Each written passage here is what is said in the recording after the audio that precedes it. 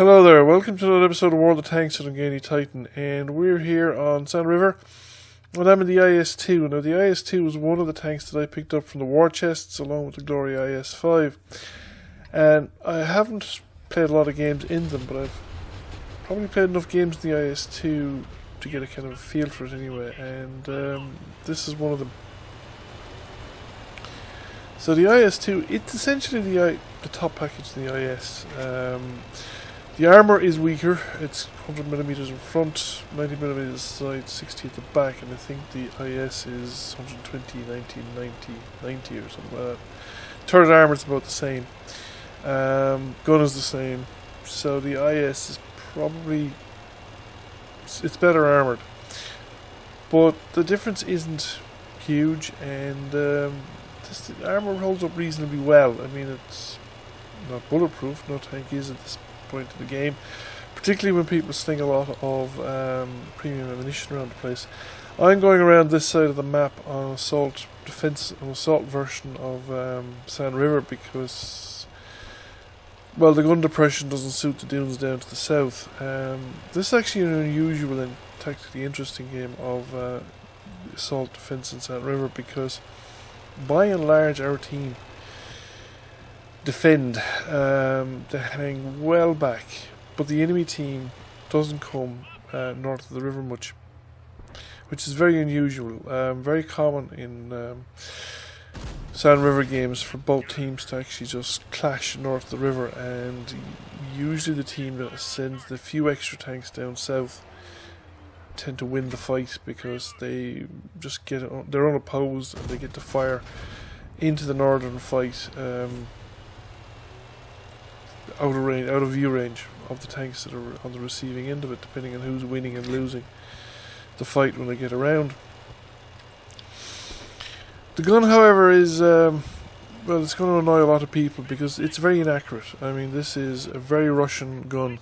It's like a lot of the mid-tier Russian guns. Very poor handling, very long aim time, very high dispersion, but when it hits, it does a lot of damage. It actually is reasonably good at penetrating. Not the best, but it will work pretty well. It'll do very well at top when the tank is top tier and against lower tier tanks. It will struggle against some of the better armoured tier 8s. The only I'd say will probably give it a bit of trouble from the front. Some of the tier 9s that it would run into would find it impossible to penetrate them, even with premium ammunition from the front. And it works best when you're up close and personal at really short ranges. So you can see here, I can do pretty well here. And the tank's reasonably mobile, so I'm able to get around the ONE, put shots into it, beat his turret rotation going around. Gun depression is going to be a problem in this tank. You don't have much of it, so the gun can bounce over tanks very easily.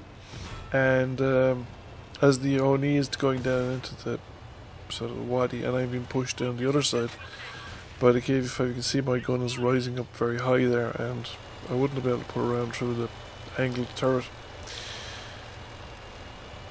But when you do get positioned, when you're really close, you are able to hit the weak spots. I suppose is the best way to put it. And you probably will hit the target even when it's roughly half aimed. You can sometimes get away with shots when they're half aimed if you know they're going to penetrate, irrespective of where you hit. But that's the one thing to watch, is the long aim time, because it slows down your rate of fire. If you're depending on putting shots through weak spots, then you've got to be careful that you're not receiving return fire while you're waiting for the gun to actually aim in. Now, I said earlier on that this was an interesting game tactically because our team deployed defensively and the majority of the team didn't leave the vicinity of our cap circle. The enemy team, even though they picked a direction that we didn't go, so essentially our team that we ventured out from the base was that tank destroyer up there, one or two heavy tanks, and the light tanks. Our light tanks did get annihilated in their travels, but they did go as a mob together, so they managed to kill quite a few tanks. So we've arrived at the end game with initially with the same amount of tanks as the enemy. But the enemy are bottled in, or boxed into a corner.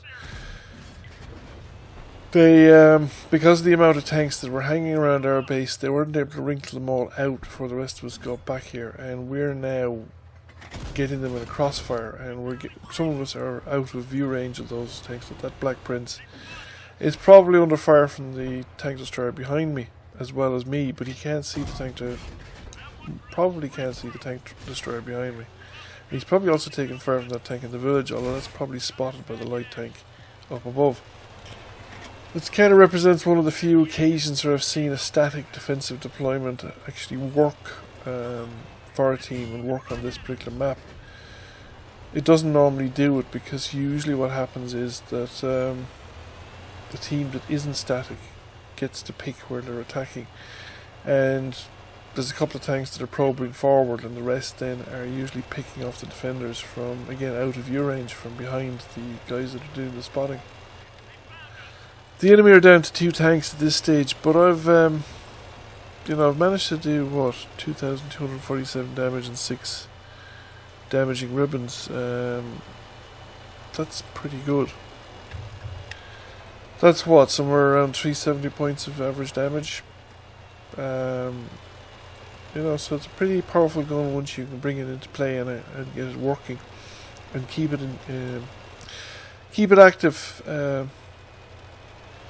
But the biggest problem with it is going to be the aim time and the accuracy. You're gonna get yourself frustrated quite a few times with aim time and accuracy. So it's fairly important that you get this tank in close to the enemies and then figure out how to shoot them.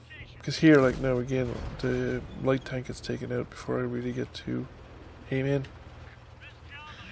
So overall, I like it. I think it's a decent tank. I like the IS series in general, and they're very effective once you get to know them. You have a tier 7 tank. It's going to be, I think it looks like a decent money maker. I haven't really checked it out all that much, but it looks like it's going to be a decent money maker and a decent crew trainer. So within came number 2 by experience. Thank you for watching. I hope you found the video interesting, and if you did, give it a like. If you've not already done so, please subscribe. I will catch you all again soon. Bye for now.